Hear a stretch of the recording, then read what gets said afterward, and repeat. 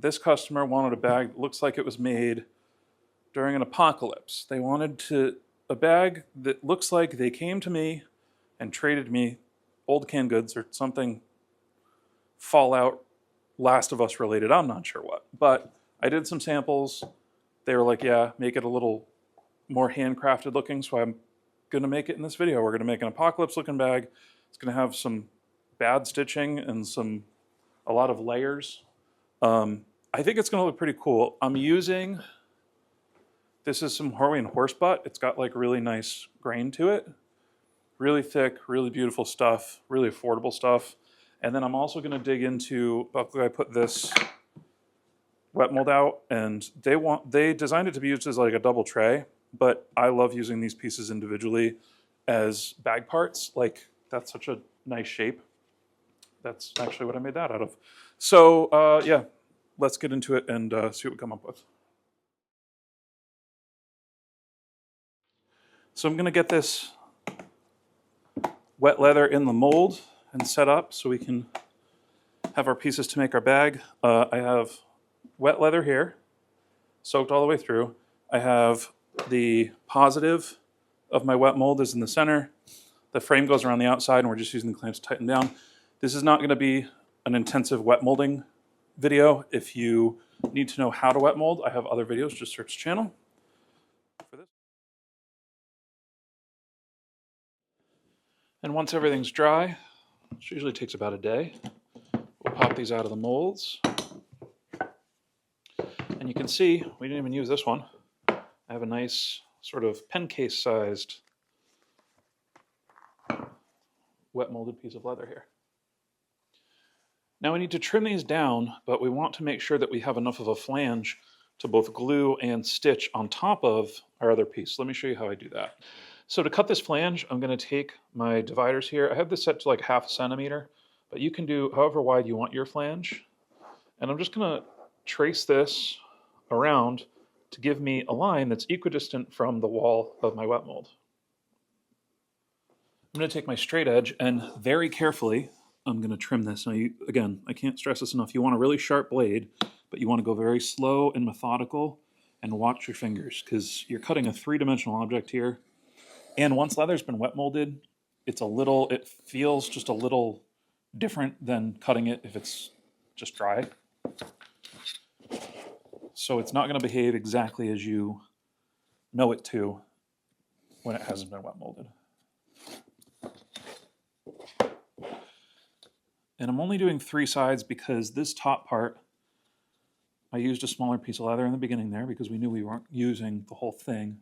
So we don't need to trim this because we're just going to cut this in half here. I'm going to just slowly follow this curve. And this should get me a nice even looking flange around the entire piece that we're going to use. Right here. It looks great. And essentially this is the kind of the move we're going for. I understand this looks a little rowdy. I kind of like it. I want 2 of these small pouches on top of one of the bigger pouches. So in order to cut this down to size and get something like this, first thing I'm going to do is I'm going to measure how far I want my pocket to go, right? And I'm going to make a mark here on one of the flanges. Then I'm going to come down to my gridded mat. I'm going to line up one side of my flange with the grid. I'm going to make a mark. Then I'm going to go to the other side, carry that mark over. Lastly, I'm going to get my mold, put that back on. And I'm not going to cut all the way through. I'm just going to use this. Again, we're cutting a 3-dimensional shape again, and it is worth noting just one more time, you have to be very careful because this is a whole other, literally a whole other dimension of leather work. I'm just going to make a score mark. I'm going to remove my plywood. Now, if you want, you can cut into this. It's not great for your blade. I don't really care about the plywood itself. That's not going to go to waste unless you do that hundreds of times. So I'm going to cut across the top my score mark here. Then I'm going to kind of stand straight over and just cut down like that. It's easy. straight down. Last thing I'm going to do is trim any flanges that need a little bit of trimming. And then I'm going to do any edge work on these pieces, because once we stick these to the body, that's it for edge work. So before we start sticking these down and sewing them, we do need a way to close this bag. And I'm going to go with just some button studs, because I'll be able to make some straps once everything's done. We're just kind of going with this. There's no pattern.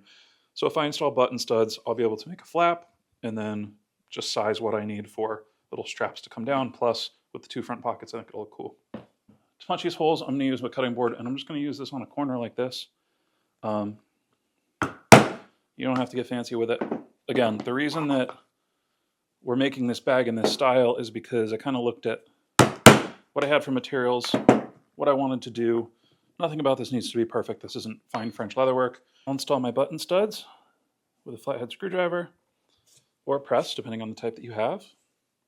And now we're ready to stick the pockets onto the main body. To do that, I'm going to use Ted's tape. And all we'll do is just unpeel this. It's just double-sided tape meant for fabric and leather. So now I'm going to place my pockets. I'm going to use this tape because it lets me just kind of place them and move my piece around, unstick them and re-stick them if I need to. And in the spirit of this project, it doesn't need to be perfect. You don't need to spend 5 days on everything you make. You can make a nice fun bag in an afternoon and it'll look rad for years and years. So I'm going to take that, I'm going to stick that down. I'm just going to use a tool handle here, and that'll stick my tape down enough so that I can get this sewn up. Now, depending on the shapes you're making, if you want to do one at a time and stitch them, go for it. To punch our holes, I'm going to use the corner of my punch board again. I'm going to use 5mm stitching, and you don't need to trace a line because I'm just going to use this crease along the whole thing. The only thing I like to do when I use tape, Ted's tape specifically, is before I remove my stitching chisel, I just push down on the piece and then tilt back. You're good to go. That way it just won't move on you because it's not glue. So, you know, it's not going to hold as strong as glue, but it holds just fine.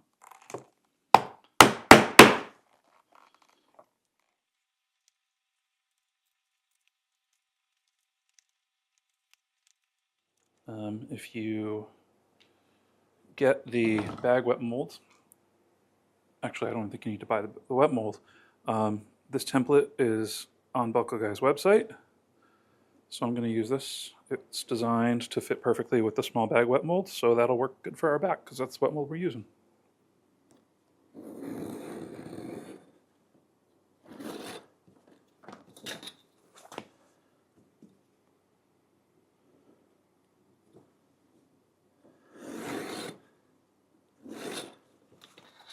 And we're going to need some D-loops. So I made up some quick D-loops and marked where I want to put them, and I'm just going to rivet these onto the bag.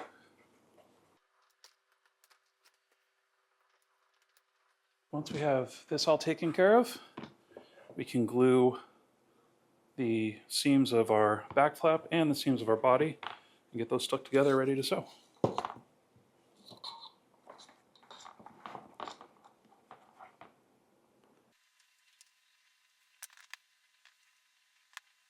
Now you're going to notice that there's a little trimming to be done on this back piece, and that's on purpose. It's really hard when you're wet molding to get one shape that's consistent all the time just because, well, you're wet molding. So I'm going to do a lot of I'm putting leather where I want it to go essentially. And that'll get my initial shape. And then if I have a little bit like that and a little bit like that, I'll trim it afterwards. We just want it flat and as straight as we can get it.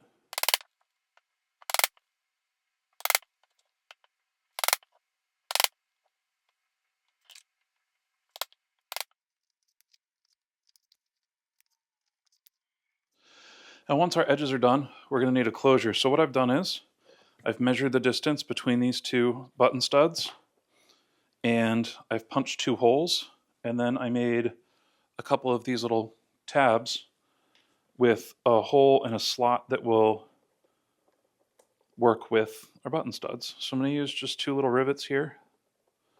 We'll set these on the setter over there, but you can put them in by hand first. Normally I like to do 2 rivets, but for something like this, for a small closure flap like this, 1 will do just fine.